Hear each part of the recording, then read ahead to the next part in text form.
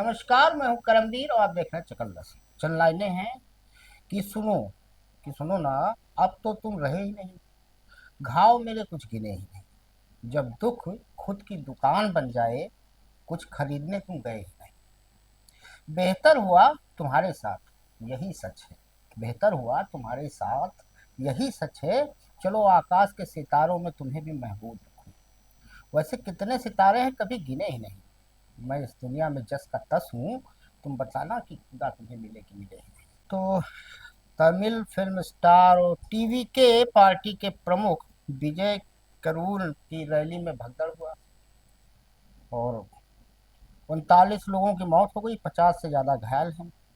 46 निजी अस्पतालों में और कुछ इलाज सरकारी अस्पतालों में चल रहा है।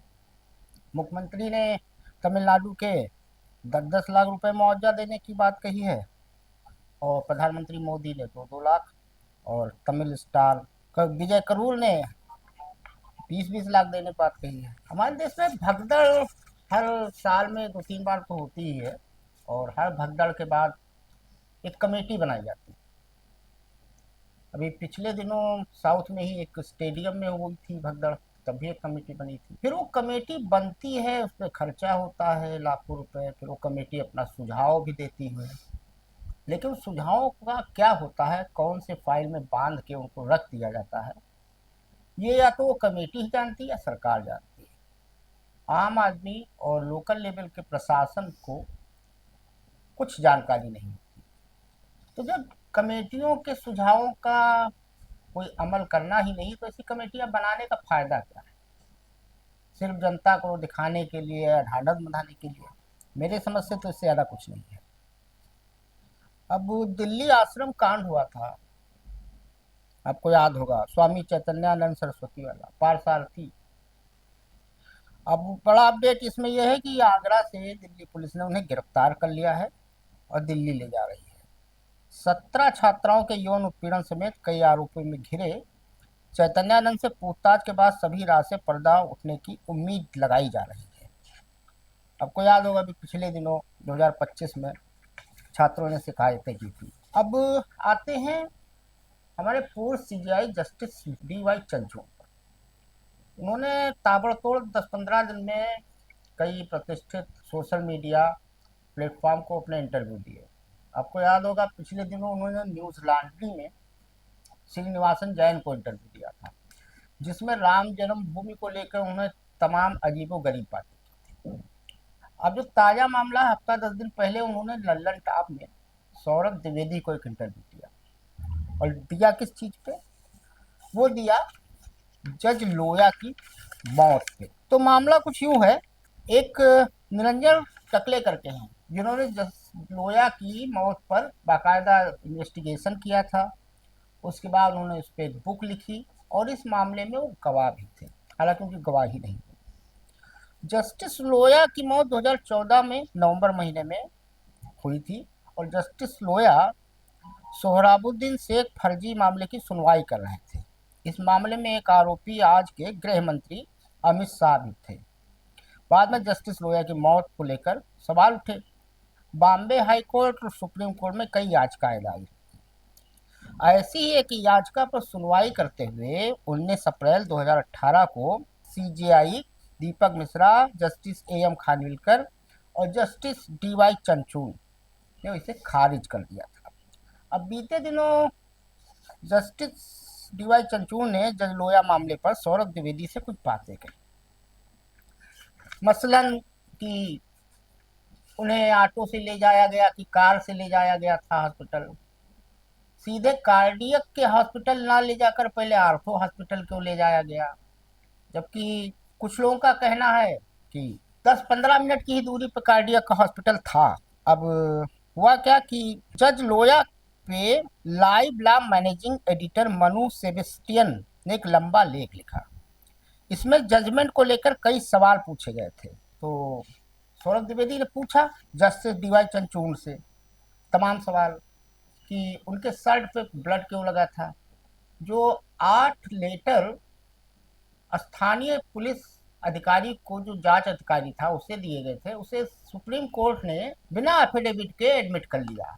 और आजाद भारत के इतिहास में पहली बार हुआ कि जब कोई मामला डिस्ट्रिक्ट कोर्ट में या हाई कोर्ट में हो, उसे सीधे सुप्रीम कोर्ट ने इंटरवीन किया। जज लोया का मामला, इससे पहले ऐसा कभी नहीं हुआ कि कोई मामला अगर डिस्ट्रिक्ट कोर्ट में है या हाई कोर्ट में है तो सुप्रीम कोर्ट अमूमन ये कहती है कि आप लोअर कोर्ट जाइए, हाई कोर्ट जाइए, वहां से जो फैसला हो तब मेरे पास आइए।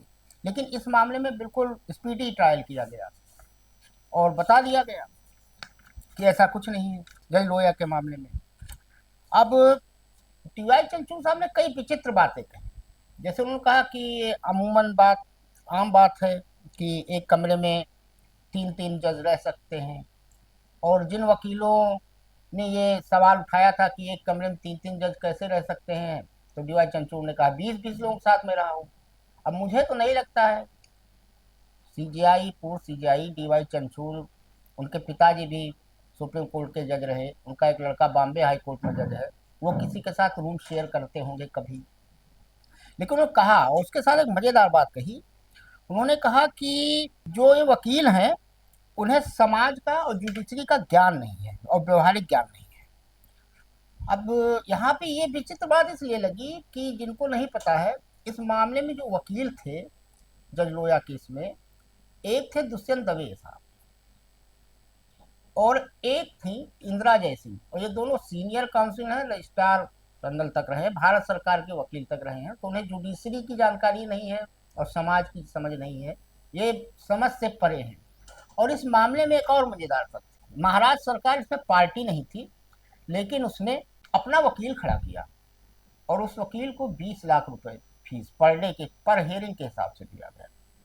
ये एक ताज्जुब वाली बात थी। तो कुल मिला के इन दिनों ताबड़तोड़ डीवाई चंद्रचूड़ अपनी ही बातों में फंस जाते हैं, वो चाहे राम जन्मभूमि को लेकर हो और चाहे वो जज लोया का केस रहा हो। अब चलते चलते आपको कुछ मजेदार बात बताते हैं। मोदी जी आजकल विदेश तो जाने की हिम्मत नहीं है, यूएनसीए की बैठक में भी नहीं गए, यूनाइटेड नेशन वाली, क्योंकि वहां ट्रंप ने इनको धो धो के सुनाया। तो वो देश में घूम रहे हैं और सौगात बांट रहे हैं। अब पंजाब जहाँ पे बाढ़ आई थी, जहाँ से लोग त्राहिमाम त्राहिमाम कर रहे थे, वहां तो मोदी जी ने सहायता के नाम पे महज दिया 1600 करोड़। लेकिन चूंकि बिहार में चुनाव है और बिहार जीतना है उनको, तो वहां पर दिया 7500 करोड़। अरुणाचल गए अभी जल्दी, तो वहां पर दिया 5100 करोड़ की सौगात। अब वहां एक लोकल का की एक महिला है, सोशल मीडिया एक्टिविस्ट है, उसने वीडियो जारी किया। उसका दावा है कि अरुणाचल की रैली में मोदी जी की सभा में जो भीड़ आई उसे 500 रुपए पर लाया गया था, और जो सोशल मीडिया के इन्फ्लुएंसर थे, यूट्यूबर थे, उन्हें 1000 रुपये लाया गया था। मोदी जी की ये दशा हो चुकी है कि अब उन्हें सुनने वाला कोई नहीं बचा है।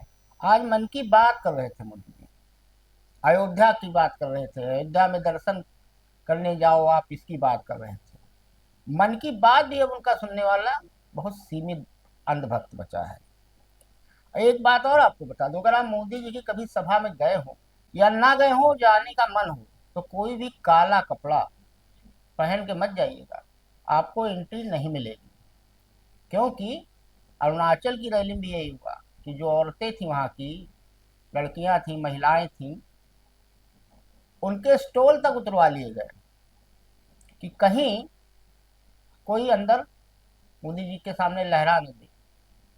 मोदी जी जो संसद में बोलते हैं कि एक अकेला सब पर भारी, वो इतना डरते हैं जनता से कि उनको ये डर रहता है कि कहीं उनकी आलोचना में कोई अपना दुपट्टा उठा के लहरा दे, कोई काला कोट लहरा दे, काला शर्ट लहरा दे, तो उनकी जो तथाकथित विश्वगुरु वाली छवि है उसको डेंट लगेगा। इतना डरते हैं।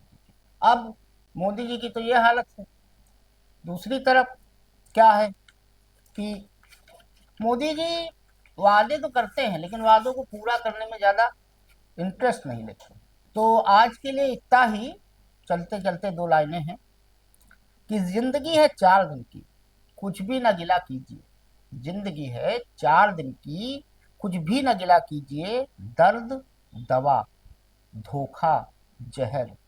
दर्द, दवा, धोखा, जहर, जो भी मिले मजा लीजिए। धन्यवाद।